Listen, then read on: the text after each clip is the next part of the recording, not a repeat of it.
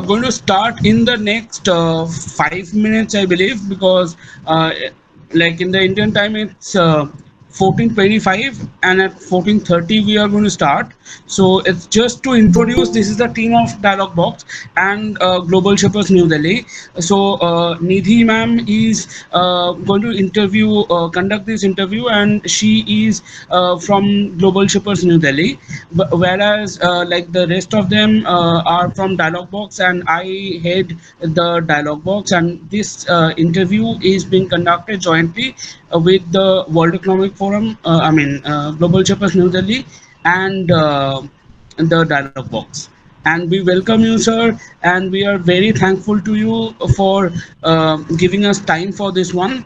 And we hope that you will find this, we all will find this very interesting ahead. And we hope to join you in different other associations and interviews. We look forward to the session. Okay, thank you for your wishes. Do not forget that English is not my language, nor is it really yours. There is a problem of accent, so let's speak slowly and as clearly as possible. Sure, sir. Okay.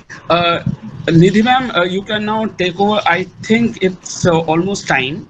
So if we can open the like open the floor for the participants to join, and then you can take over from here.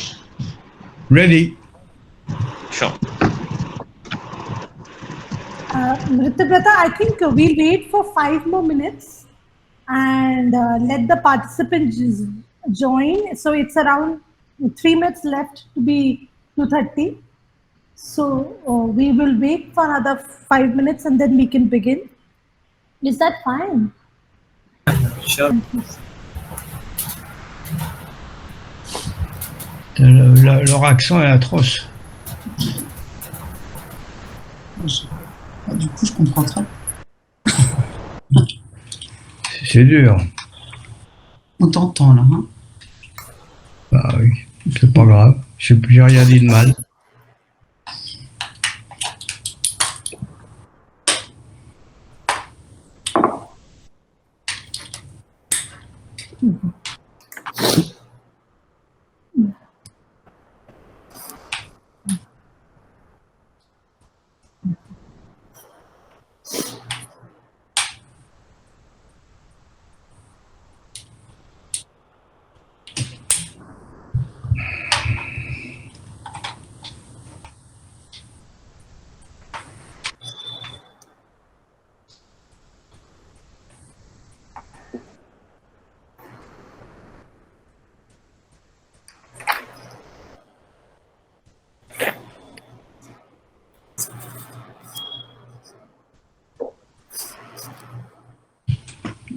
Si tu veux, je peux couper la caméra et le micro momentanément. Non, non. Le son le plus fort possible, ça m'intéresse. Non, je peux pas plus. D'accord. Mais si tu préfères, j'ai un casque. T'as un casque? Ouais. Oui, ça peut servir. On va couper le micro 2 minutes. Ça, ils nous entendent pas.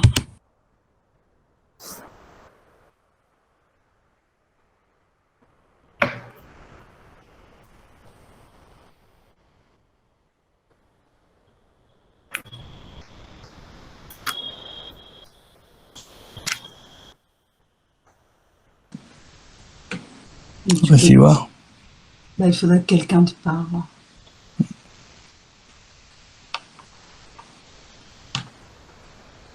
Faut leur demander de faire un petit test de parler.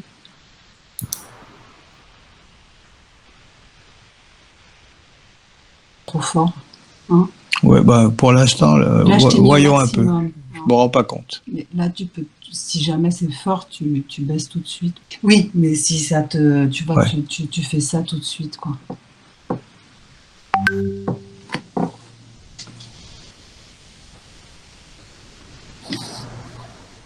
Il est 11h pour moi, je sais pas.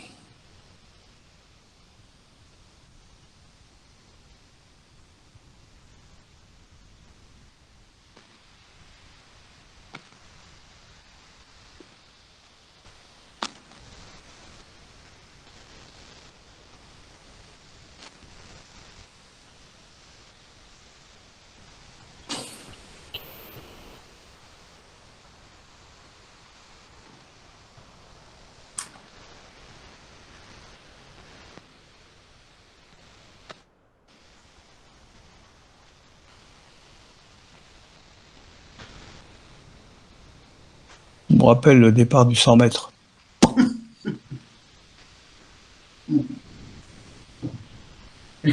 Là, même si tu pars avec une seconde de retard, c'est pas grave. Hein.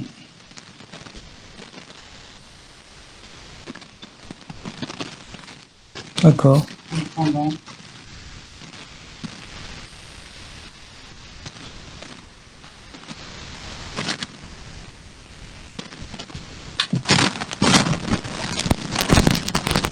C'est là, les gars.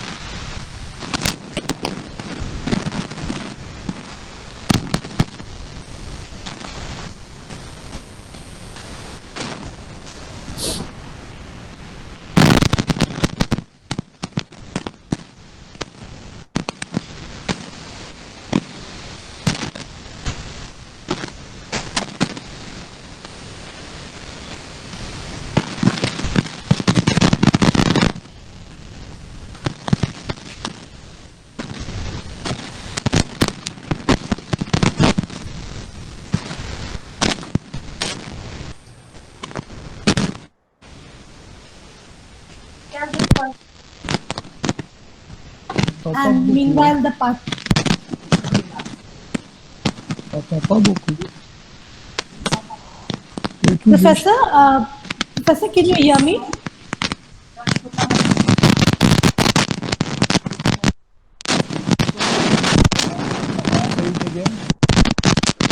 Professor, there's some sort of disturbance from your end.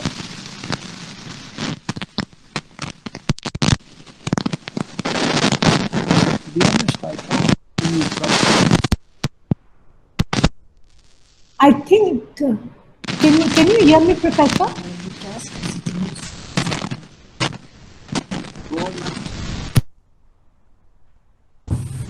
Professor, can you hear me? I can't hear you. Mais moi non plus, hein. J'entends Yeah, très mal là. You sound clearer to us right now. Am I audible to you? Very frankly, the sound is extremely low.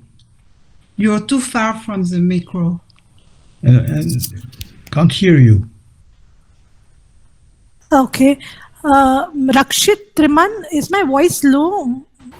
No, ma'am, we can hear you better. clearly, ma'am. It's audible, ma'am. No way. No way. We won't be able to work that way. Can you hear me well? Yeah, we can hear you clearer when you've not put your headphones on. But when your headphones are on, there's a lot of disturbance that time.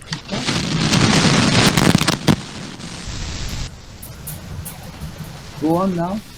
Can you hear me now? That's better. That's better. Yeah. Well, it's not too bad. Okay. So should we begin, Professor? Okay, let's begin. Yeah, thank you so much. A very good afternoon to all of you who've joined from India, and a very warm good morning to all of you who've joined from the Europe and other places in France. I welcome you all to this session with Professor Dr. Gerard Chaliand.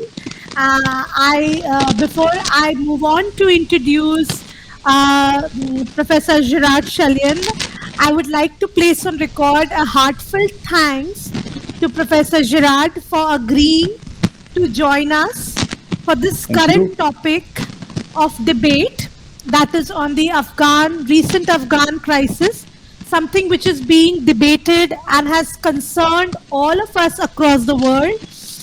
And who better than Professor Gerard to hear from? It's an honor and a privilege for us at the Global Shapers New Delhi Hub, an initiative of the World Economic Forum, and the Dialogue Board. Chaliand analyzes analysis of insurgencies in Asia, Africa, and Latin America and Middle East, mostly based on his field experience with insurgent forces, have appeared in more than 20 books so far and numerous newspaper articles. He has worked autonomously throughout his career, unconstrained by the Perspectives of National Government and Policy Institute. As a result, his work provides an independent perspective on many of the major conflicts characterized in the 20th and the 21st century. Professor Chaliand is also a published poet. He has taught in Paris at France and at École de Guerre War College from 1990 to 1995. Previously, he was the director of the European Center for the Studies of Conflicts Foundation for Strategic Research in Paris from 1997 to 2000. So this was briefly about Professor Chaliand. We would now like to straight away jump to the session and begin our session with Professor Gerard. And to begin with, Professor, the first question that we would like to know from you, your views on, is that, you are someone, you're someone who's considered as one of the celebrated writers for having works untouched by, or say, even influenced by any single nation's theory or policy or ideology, which makes you, Professor, an ideal individual for commenting upon colonialism. So we would like to know from you, what are your views on the impact of colonialism upon the prevalent geo conditions across the world?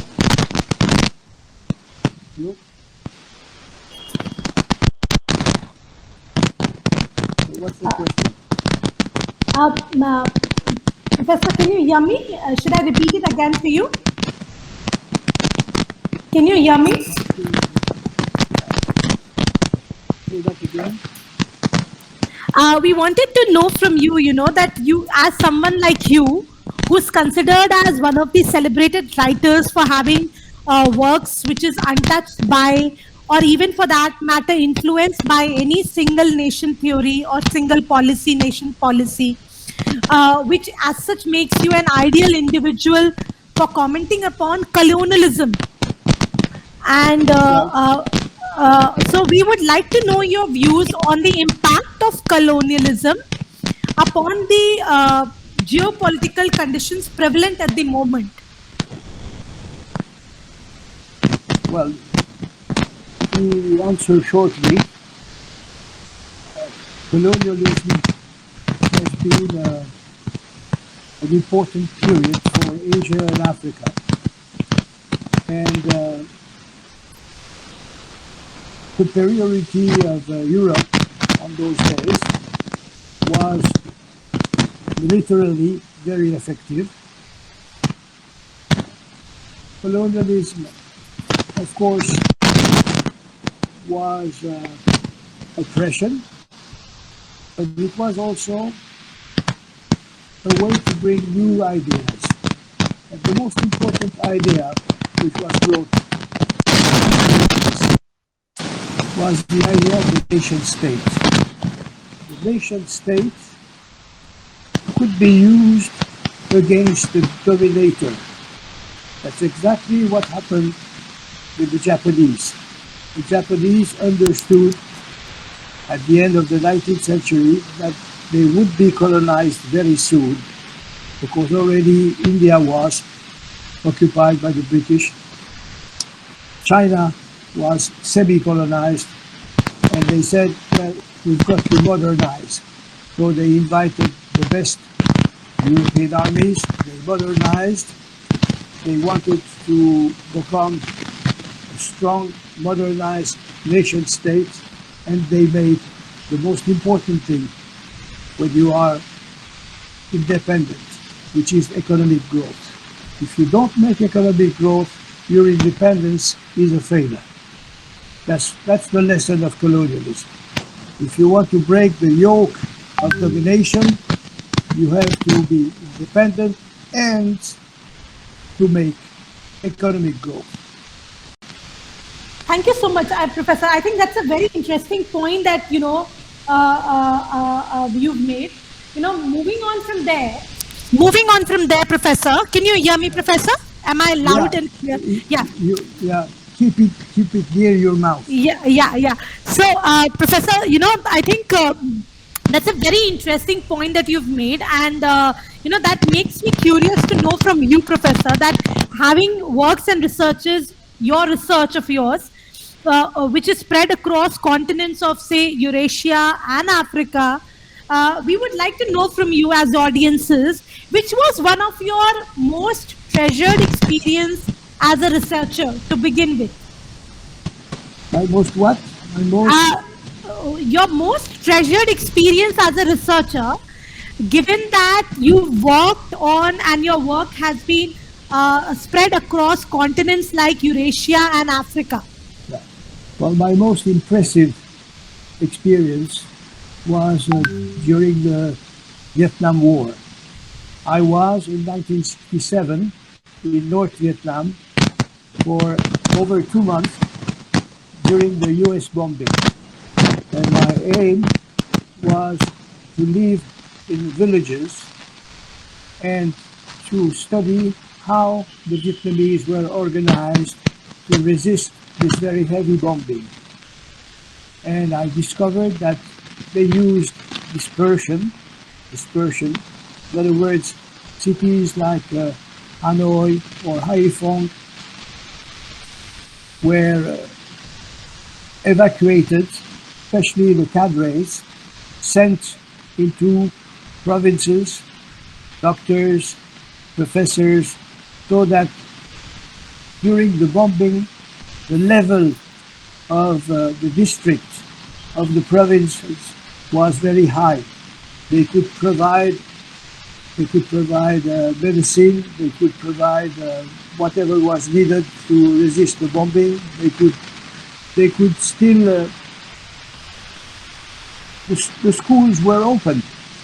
For instance, if the planes were coming, children would just hide for a few hours, and during the hiding, the lessons would go on. In other words, there was an enormous will to resist, which for me was the most important discovery. I mean, in this problem of asymmetric warfare, the most important aspect of asymmetry is not that you are stronger as far as weapons are concerned. It's your will. It's your will to resist, which is the most important thing. If for you, risking your life, you're ready for that, you will, on the long term, win. And that's exactly the lessons, by the way, of what happened for 20 years in Afghanistan. The will to win was on the side of the Taliban. This is just a fact. And this factor should not be underestimated. And another important thing is it all comes from, do you or don't you know the cultural heritage of the people you fight against? You've got to know exactly where you are, what is the perception of the other side. This is the most important thing. If you don't understand the perception of the other side, you're going to make mistakes. And the US, on those grounds, have underestimated the fact that, well, against whom they fight, and that's the, I would say, the reason of most of the failures in Vietnam, and then in Iraq, and then in Afghanistan these days. Thank you so much, Professor. I think that was quite interesting experience that you shared with us. It's so fascinating to hear this from someone so experienced like you. And personally, this was very enriching to know about your experience during the Vietnam War in the 1965. And that's a very important lesson that you've told us, even for our everyday life. That is, your will to win. Your will to win. Your will to win, and how even after, like, I'm not going into the righteousness of the act of Taliban at the moment, but the one characteristic or trait that you pointed out, that That's exactly what happened in Taliban. Like, even for 20 years, they resisted and, they showed that willingness to win and to capture over. So I'm not going into the merits of the issue right now, but just as a quality that you mentioned. So with this, would like to move to my next question, Professor. Please do. Yeah. So, our next question to you is that, the traditional people, if you see, the traditional people are often seen as troublemakers to revolutions. But on contrary, your work, I'm referring to your work of 1977, Professor, your work on revolution in the third world. Your work on the revolution in the third world has considered these values as binding forces for people and for fueling revolutions. We would like you to throw some light and tell us, enlighten us as to how traditional values has shaped these revolutions. Well, when I wrote Revolution in the Third World, its prospect, it should be said that the mythology of guerrilla warfare was very high. We had the impression that what was called in those days the Third World, and especially the writings, was sort of a new world where guerrillas would be victorious because they were working for a just cause, that socialism was something easily to be realized, and so on. In other words, there was a lot of mythology.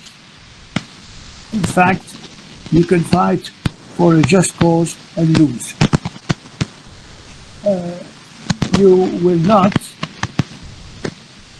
be victorious by being only independent if you're not able to make economic growth. Look to, for instance, the world today. There are a few nations who have got freedom and make growth. That's the case, for instance, of Vietnam. Vietnam is a country which now makes easily 4 to 5% every year of economic growth. You have Taiwan, which is doing well. You've got China. You've got South Korea. In other words, it's not just the ideology of the regime, which is important, is what they achieve economically. And I try to explain that the idea, for instance, that Latin America is going to be the cradle of an enormous movement of guerrilla warfare, winning everywhere, was absolutely wrong. We've seen that after Cuba, it took 20 years to have one success in Salvador. The Ortega are just shooting their own people. In other words, history is complex. One should not believe slogans.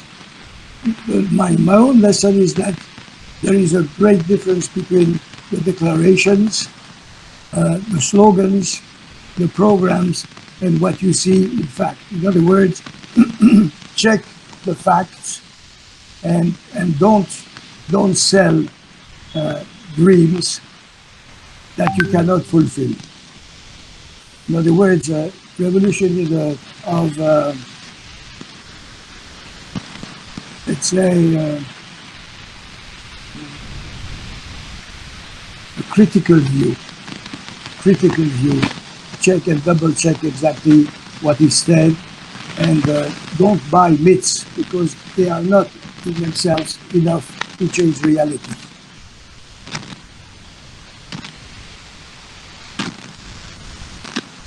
Okay? Thank you so Okay, much. another question? Yes, yes, we do, we do. Thank you so much. This was very helpful to know about understanding about how the traditional values as such has shaped the revolutions. Moving on to my next question, Professor, with your permission. So our next question is a follow-up to your, yeah. So our next question is a follow-up to your previous answer. And this is based on your book on the revolution in the third world itself. So your book, The Revolution in the Third World, has discussed the evolving third world nations, the concept of decolonization and its aftermath.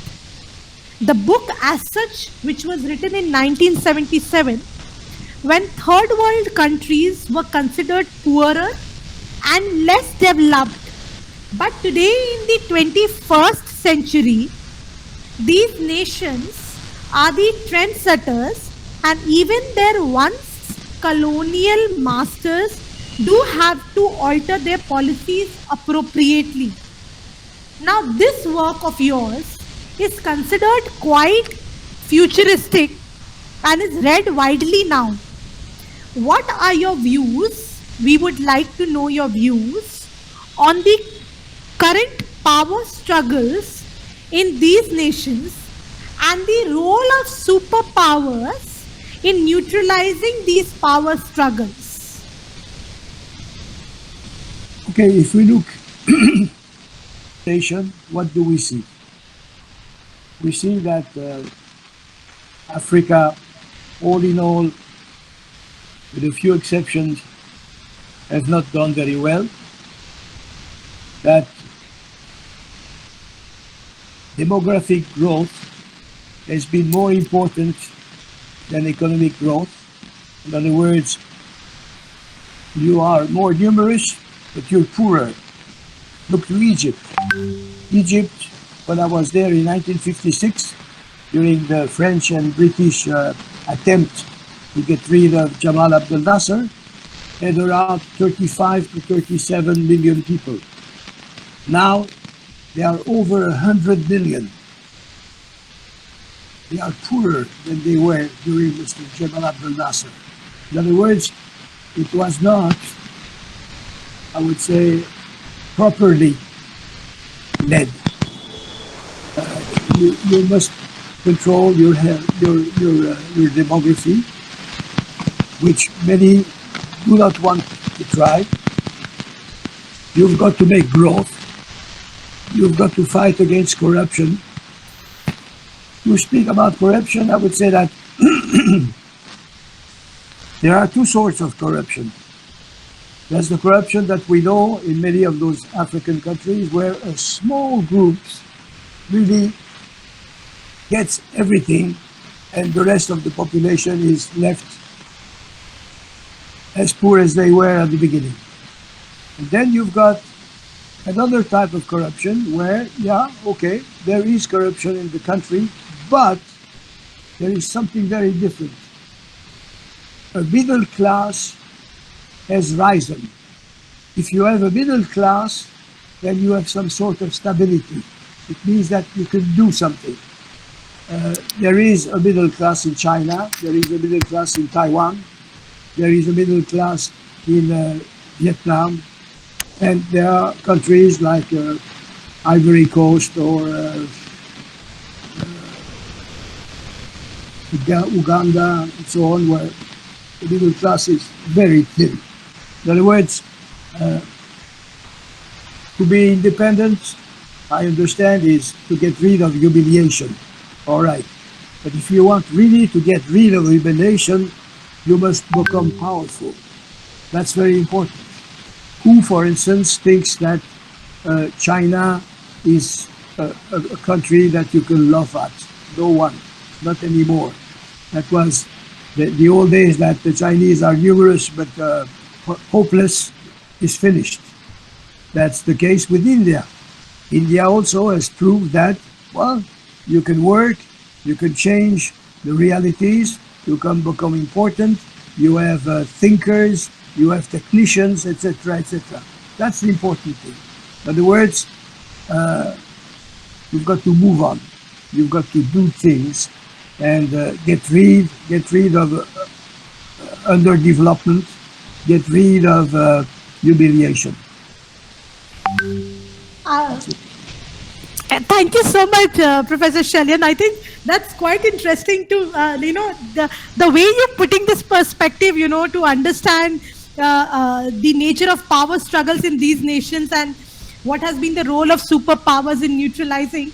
It's so interesting that, when you put a perspective about a particular nation, you also attach some sort of a trait to it, which is also applicable to the human nature as well. So I'm finding this conversation very interesting that way. And if I may, we would like to move to the next question with regard to guerrilla strategies. So the next question we would like to know your views on is, Professor, that, the book which you had written in 1982, we are referring to that book, The Guerrilla Strategies, a historical anthology from the long march to Afghanistan.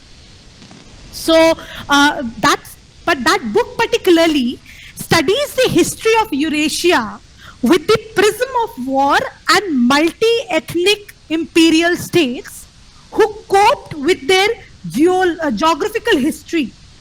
How do you think that the geopolitical environment of Afghanistan has helped the revival of Taliban? Okay, this question about guerrilla warfare is a very important one. Guerrilla warfare, as you know, is a fight between the weak and the strong. Through history, it was something spontaneous for religious reason, for social reason, sometimes for fighting against a foreigner.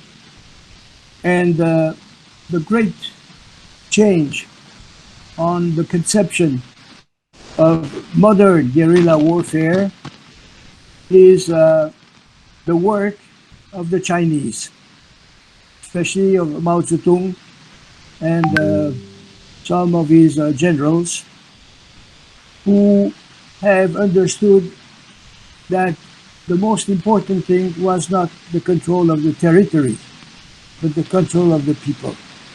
If you want to have the support of the population, don't think that it will be spontaneous. You've got to have cadres who speak the language of the people. The language, in other words, the way to speak that they understand. They've got to get on contact with the village to sort of to avoid the agent of the state. They have to explain why we fight, who do we fight, what do we want, how can we get it.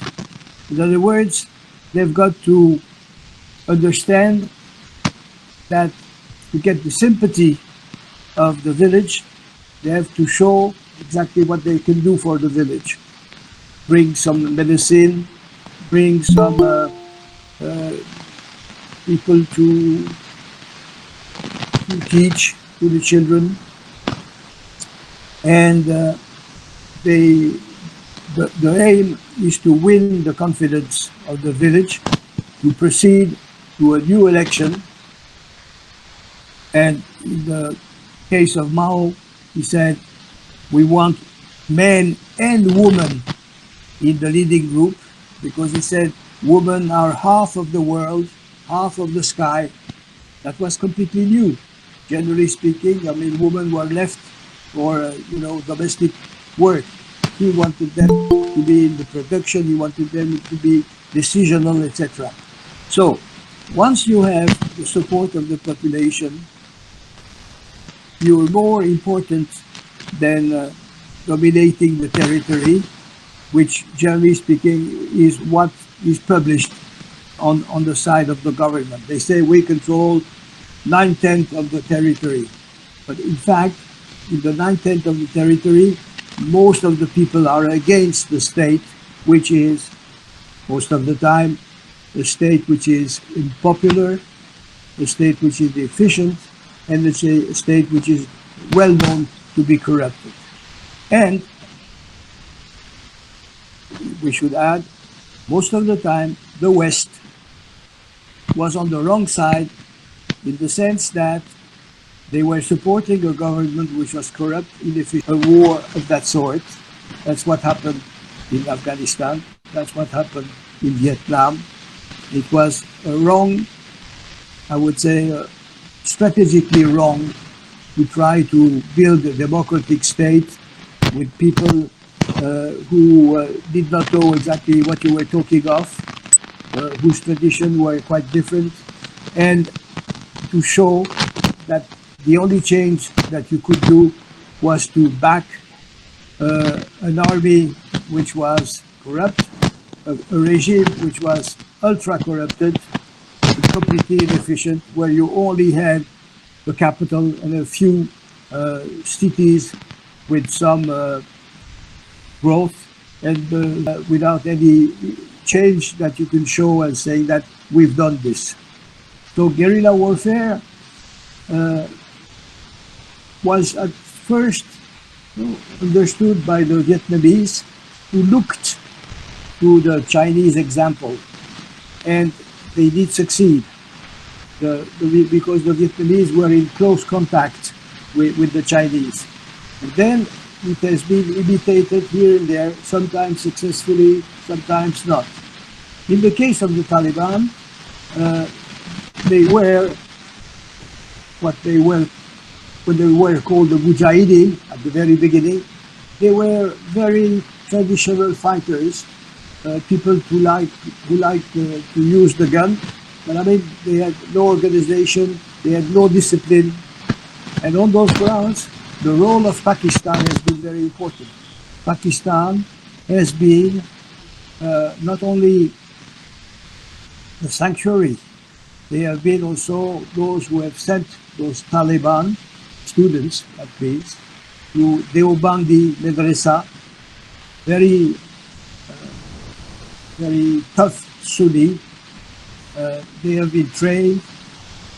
Part of the money given by the US to Pakistan has been given by ISI to Taliban themselves, and they have learned. For instance, if I tell you Taliban would go into a village, they would go, generally speaking, to the mosque, and they will sit down and talk with the people and explain that what has this regime made for you? Nothing. There's no water, there's no professor, there's no change. They have promised a lot, they have done nothing. And they speak the language. And they deliver justice. They deliver justice. A justice which is understood in a traditional society and appreciated. In other words, something that the government never does, because the government speaks, it does nothing in the countryside. So this technique is a Maoist technique that the Taliban have been using, though they have never read Mao. But the way to act has been typically Maoist. In other words, they have learned a lot. They are a lot more sophisticated than they were 10 years ago. And this is my answer of guerrilla warfare. So thank you so much, Professor. I think, can you hear me? Just wanted to confirm. There's some sort of disturbance. Can you hear me, Professor? Yeah, I can hear you. Yeah, okay. I would like to take you to the next question now. And this is something on the global terrorism that we would like to hear from you, especially, people all across the world there have been speculations about what will be the current role of Taliban post that they have invaded Afghanistan. And so would like to frame my next question in this aspect only. And to frame this question, Professor, I would like to take you to the your concluding chapters of your book, which you had written in 2007. The book called The History of Terrorism from Antiquity to ISIS. So, taking cues from that book, that book particularly highlights the issues of Islamic radicalism and terrorism associated with that. Although terrorism, if you see, Professor, it has not been linked with any religion post the 9/11 attack. 9/11 attack, and the Islamic states like Afghanistan and under the Mujahideen have been widely criticized for harboring terrorists, these particular nations. Now, what can we expect, more particularly after the return of Taliban to power? What can we expect on the front of combating terrorism on the global sphere? Okay, I'm a cool observer. And the first thing that I must terror is French. It was exercised during the French Revolution against all those who were opposed to the revolution. In other words, terrorism to be used as state terrorism. Then, after that, terrorism has been used through history. It was a way to kill kings, masters, etc., etc. We have had the Assassin, Alamut, etc. But more recently, if we can say that guerrilla is the technique of the weak, terrorism is the technique of the weakest. You make terrorism when you're not even able to make guerrilla warfare. That's one. Two, terrorism has been overestimated because medias love to sell anxiety. They know that if you hit a few people, it will be reported day after day. They will bring the mother of the guy who has been killed, the bride, the children, the flowers. In other words, they will make the propaganda of the terrorists themselves. All in all, what do we see? We see that terrorism has been going, let's say, in the last 40, 50 years. They have made a lot of noise, but where have they really succeeded? Very little. Very little. That's one. Unless they have been able to turn to guerrilla warfare, and then the support of the population, which is a different case. I will add that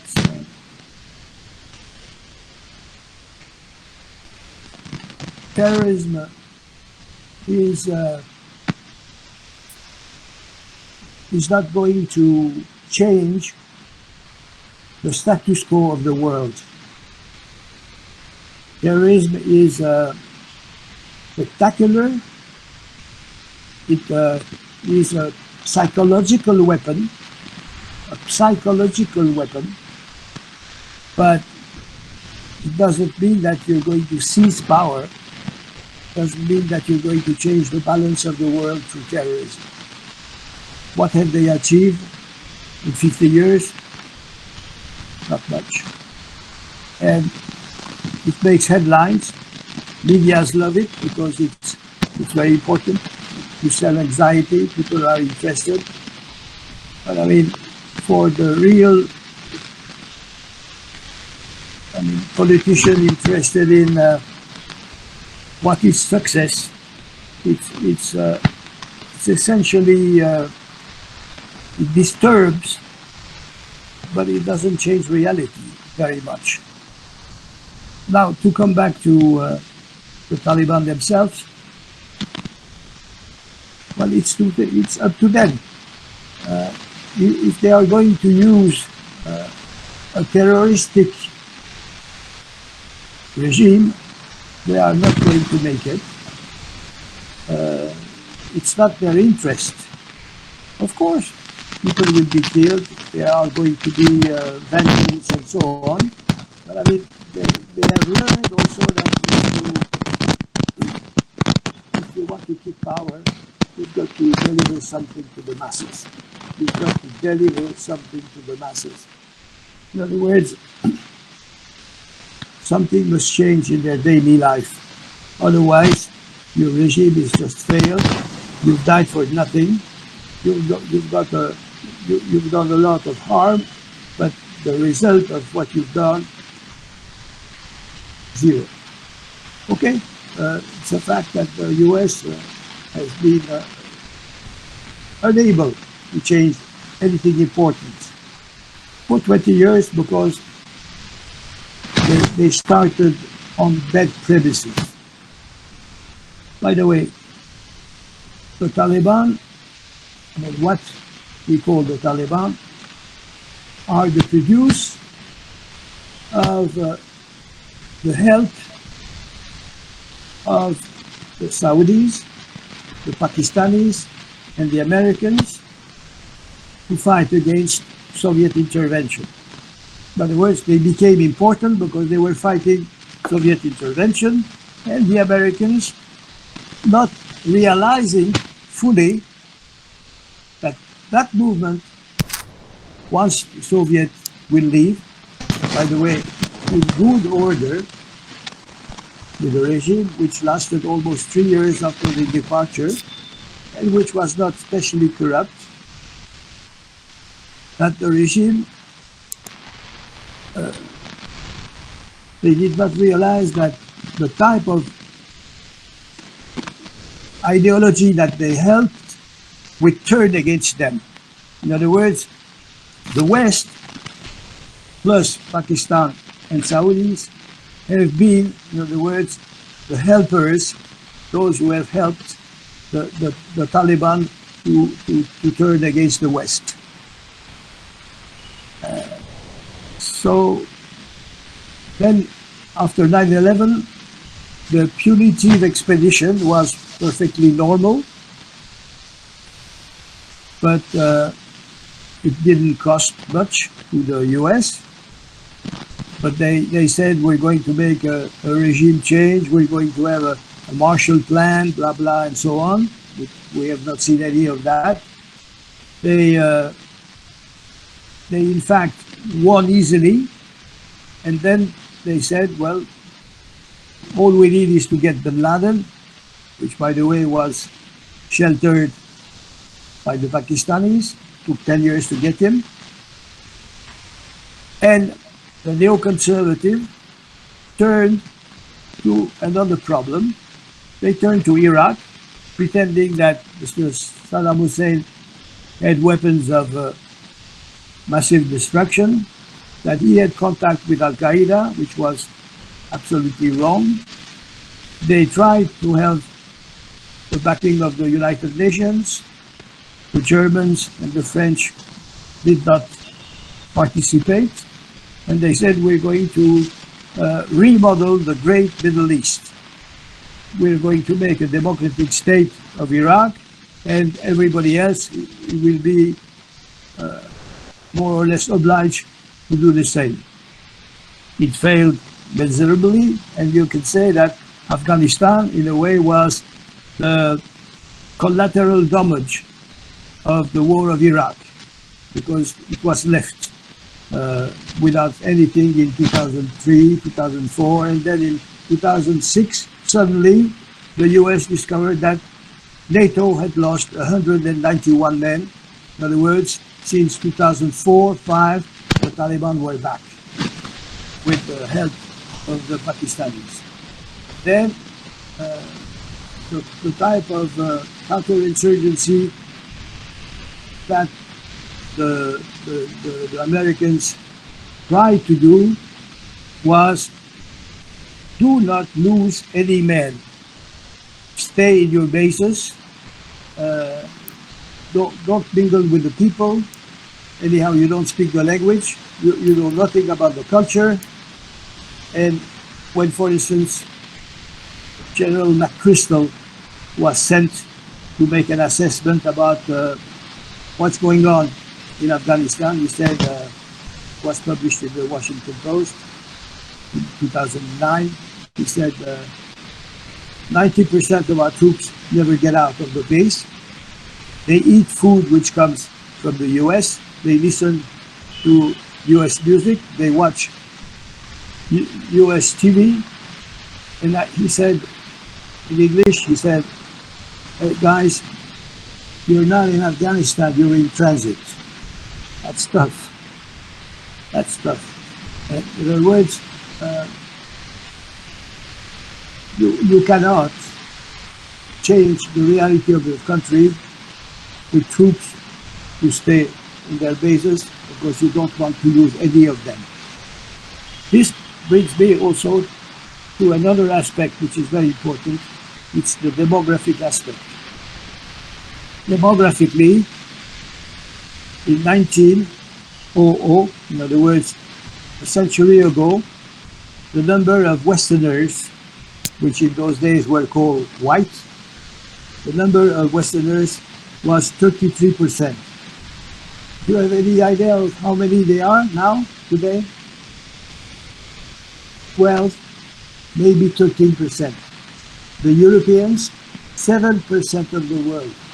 Guys who a century ago were the masters of all of Asia except Japan and all of Africa except Abyssinia, which is Ethiopia. Oh, that's the world. See, I mean, most of the journalists, alas, don't know much about history. They were, but I mean, we are the product of that history. So now, you cannot win that type of war because you cannot stomach any loss. The rear, which means your own public opinion, is more, I would say, more vulnerable than your own fighters. Follow me? Your rear is more vulnerable than your combatants. You bring back a few bags, saying that okay, they dead, they are victims. They're not victims. They're doing their job, right? But they are supposed to be victims. In other words, you cannot win a war like that. When I was in Afghanistan once with the French troops, the leader of those days, Mr. What was his name? Sarkozy, had said, I don't want any loss before the next election. You don't make a war like that, saying that I don't want any loss before the next election. In other words, that demographic dimension is extremely important also. Okay? Professor, thank you so much. That's a very wide coverage of the entire historical perspective to the extent times that you've provided. A lot of takeaways, even as a student and as a lawyer for me, with whatever you highlighted on this. We do have a lot of questions. I am prioritizing on the questions at the moment now. So, first we would like you to give your take on the role of the UN, the United Nations and the NGOs in maintaining basic human rights on the Afghan soil at the moment. So, if you see, Taliban as such has a history of gross human rights violation, and they have suppressed the rights of the women, and there has been no apathy towards other religions other than the Islam. And we would like to know your views. What role can the United Nations, which has been at the moment where everybody has questioned the role of the United Nations at the moment, given the current Afghanistan crisis, what role can the UN play and the NGOs in such, like Amnesty International and all can play in maintaining the basic human rights on the Afghanistan soil at the moment, Professor? Okay, let's speak freely and quietly. the role of the UN will be very limited. They are not going to succeed in doing what the US has not been able to do by being physically, militarily present. Okay? So let's not sell wishful thinking. Of course, the Taliban are not going to be a democratic state. Of course, they are not going to respect human rights. We ourselves, in many of our allies, we don't really do a lot either. Some of our allies, which are certainly not so democratic either. The world, I mean, you've got to see it quietly. Either I will sell you propaganda, or I'm going to give you the picture as it is. The picture as it is unjust. The picture is that there is justice only between people who are of equal strength. Otherwise, as used to say one Greek observer, Thucydides, the strong one is going to oppress the weaker one. That's it. So in other words, the leverage of the United Nations is extremely limited, and women are certainly not going in the best situation with the Taliban, with the type of mentality they still carry on. Thank you so much, Professor. We would like to move now to, a very interesting aspects which does concern majority of our audience today, this afternoon in India, is that what impact Afghanistan situation is to be can be seen as particularly in the Indian context.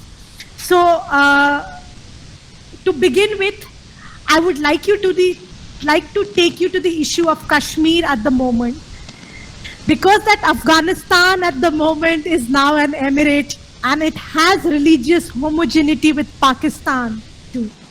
We would like to know your thoughts on this, Professor. And it's, Okay. and we do understand that this is quite a sensitive issue for we Indians, and particularly from as a reader from an international law perspective, and also a reader from the international relations perspective.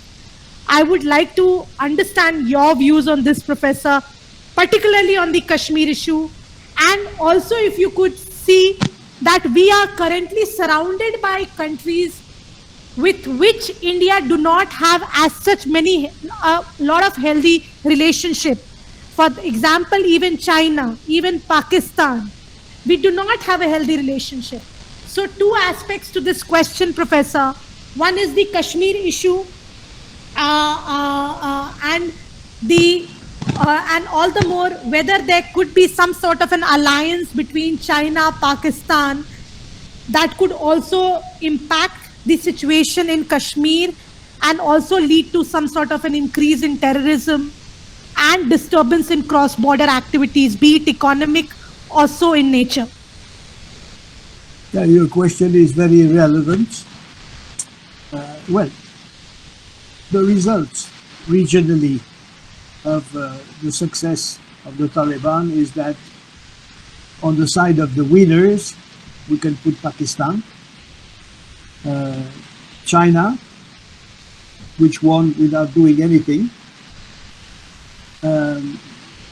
Russia, as you probably know, has been helping the Taliban for some years already, because they said that those guys are nationalists, so we better help the nationalists against the US and not have the jihadists. On the side of the losers, there's India, which gave an enormous effort for improving the infrastructure of the country, pouring money, etc., etc. And now to come to the question of Kashmir, Mr. Modi has changed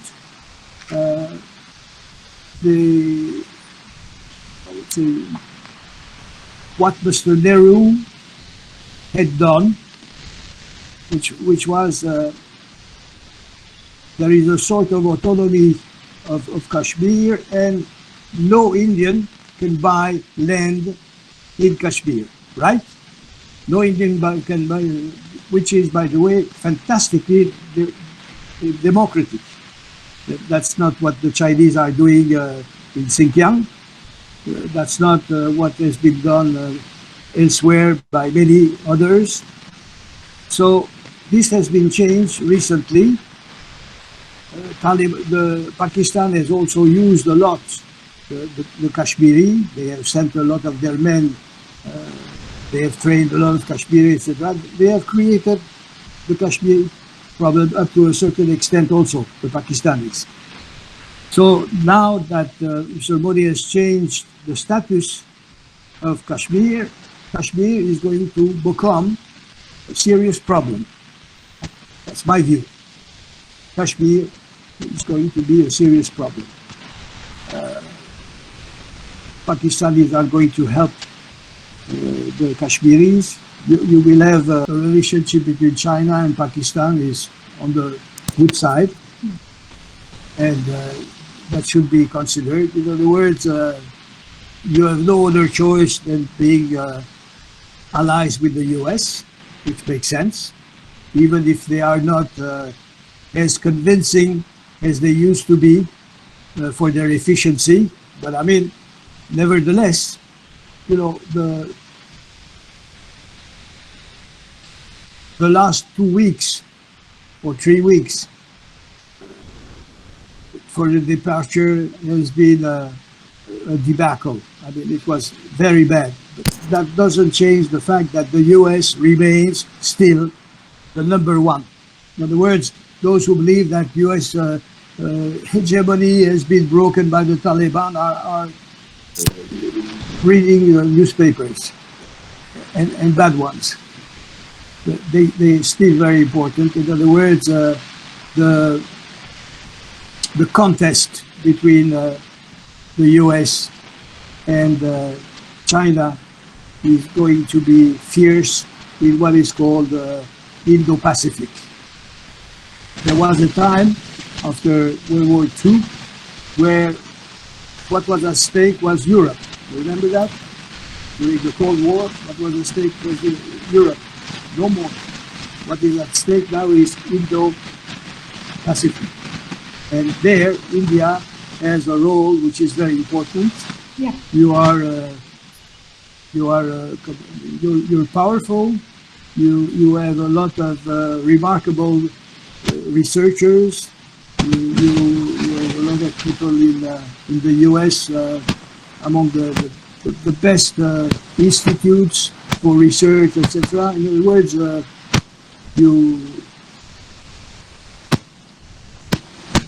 you're ready for the contest. The future is going to be tough. The future is going to be tough. One has to be protective. One has to be, I would say, ready for efforts. China is working hard. The others should also. Fortunately, the US has a remarkable capacity of adaptation. They can lose something and regain it. They are predictive. They are reactive, much more than the Europeans, for instance. Much more than the Europeans. If there was no US, Europe would be hopeless because they have no defense. They have no security. They are not even able to work together to answer to any of the important questions, because you've got to be you need 27 yes to do something. That's leading to impotence. 27 people cannot agree on everything together. So there should have been a 2/3, etc. In other words, as far as you're concerned, you will have problems in Kashmir.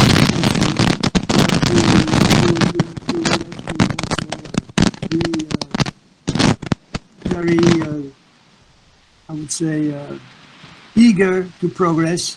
Your navy, your military might all of that is extremely important. It's time to work hard and not lose the will. Okay? Yeah, yes, one second. Can you hear me, Professor? Yes. I think that was a quite interesting take, and I do agree with most of your views that you've pointed out. And more particularly, I also would like to, put this on record that, like as a reader, I've always felt that, the growing importance of India in the international negotiation and the cooperation agreements that we've been signing. And if you see the change in the nomenclature as such, the nomenclature has changed in most of the agreements that we have signed, as Indo-Pacific, or that the word Indo has been emphasized because of the growing importance of India. It has been recognized by countries across the world, be it the United States or be it the entire continent of Europe as such. And even in the Southeast Asia as well, we do see that the word Indo there has been a sort of a changing stance and the outlook in which the way India has been perceived. But the interesting point that you also made is with respect to the option that India has to be in alliance with or to have United States as an ally, given the disturbed situation that we have from the neighbors. And if you look at that, the China-Pakistan economic corridor that the corridor which is being built to increase the trade between China and Pakistan, as such passes through the region of Kashmir, which is again very controversial. And the Djibouti port, which has been established at the Horn of Africa, if you see, the Djibouti port, the Hambantota port in Sri Lanka. So it's a situation where we are surrounded by enemies as well, but India has also seen a growing importance, a growing economic power as well in the international arena. So I do, as a reader, it would be not unsafe to draw an inference that India does have the capacity to combat such sort of a situation at the moment, even though we do have disturbed environment in the geopolitical condition at the moment. But India is capable enough to handle to the situation, at least from the economic point of view. We are strong at the moment. Yeah. I believe so. Yeah. So Professor, would like to take you to the next question that we have. If you see, the rule of Taliban has, as such, led to a diverse political and religious ideology, which makes it pertinent to know what will be the fate of, at the moment, the economic relationship between Afghanistan and India. And I'm right now soliciting your views on the economic relationship between Afghanistan and India in the aftermath of the invasion of Taliban. And I would also like to take you to the point that you'd mentioned earlier about the winners and the losers. So how, that's a very interesting perspective, and I do agree with you, Professor, that, if I'm not attaching my nationality at the moment and to look it from a very unbiased and a very neutral perspective, if I see, then as a layman, if I had not been from India, I do see, as a student of international relations, as a student of IR, I do see that, who is the winner here, who is the loser here. So I do see India at the moment, we've invested so much in Afghanistan.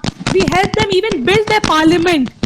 And we invested so much. So we being at the end of a losing end, what do you see could be the fate of this relationship? From two perspectives, Professor, we would like to know from you. From the economic perspective and from the diplomatic perspective, the relationship between Afghanistan and India post the Taliban invasion. Would like to know from you on this, Professor.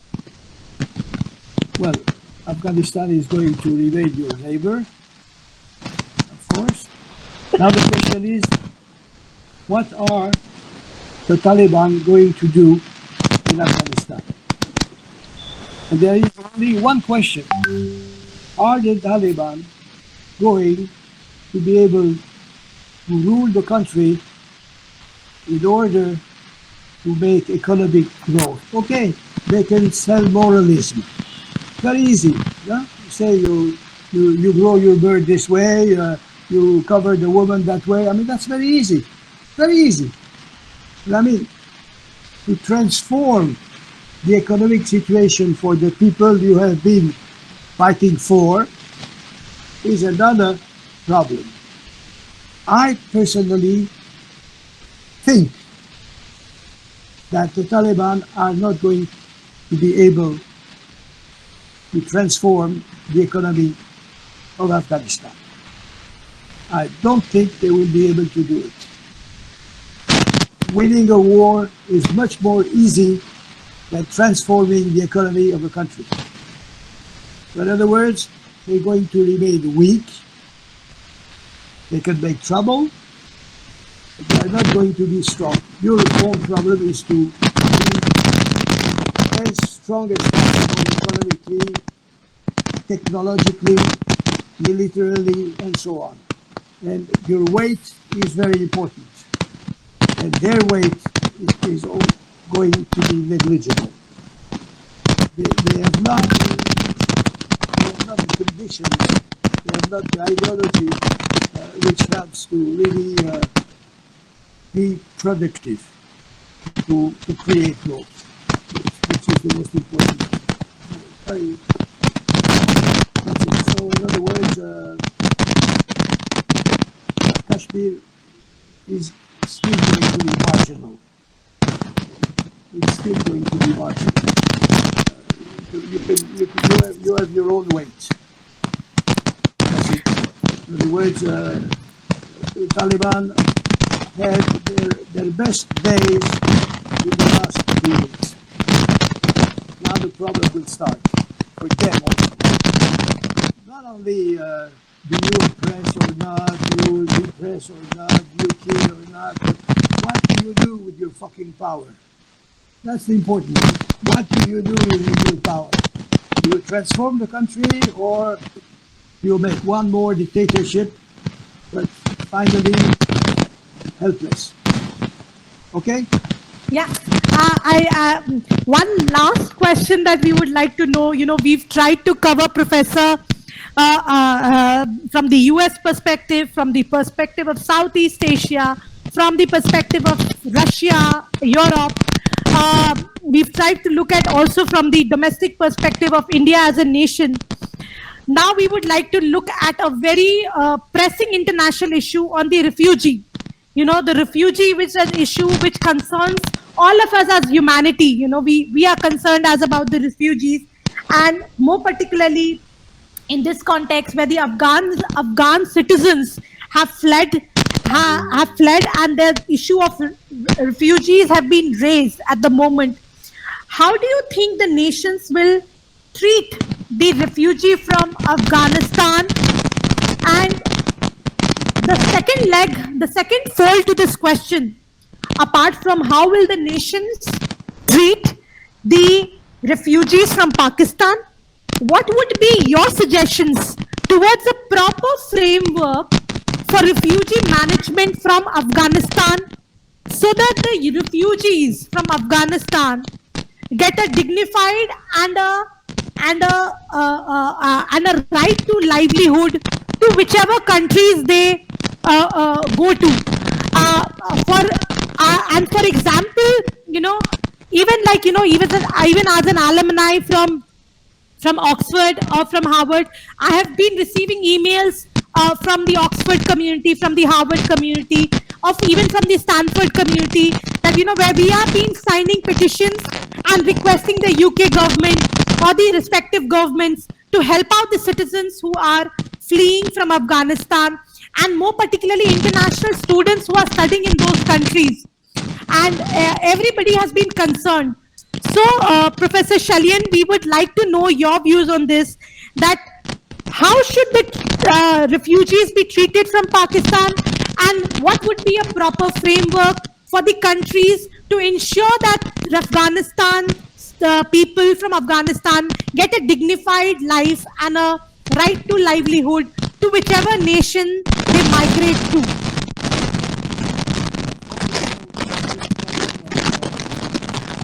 Professor, you're not clear. We can't hear you, Professor. There's some disturbance in your voice. Can you hear me now?